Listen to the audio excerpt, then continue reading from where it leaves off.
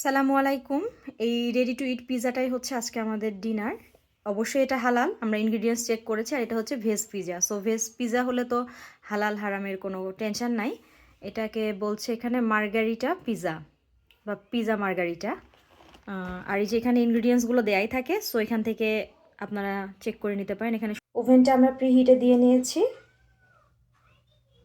Preheat হয়ে গেলেই আমরা তারপর পিজাটা দিয়ে দিব।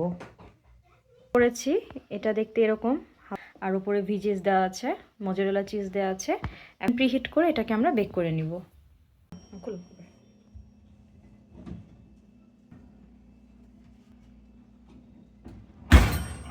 টাইমের যে বিষয়টা, আপনারা যে রেডি টু কুক পিজা থাকে ওখানেই কিন্তু কত ডিগ্রি সেলসিয়াস বা কত ডিগ্রি ফারেনহাইটে কত মিনিট প্রিহিট করতে হবে, কত মিনিট কুক করতে হবে, এভরি ইনস্ট্রাকশন থাকে। সো ইটস আজকের রাতের আমাদের সিম্পল ইজি বিজি ডিনার, আমাদের পিজা রেডি।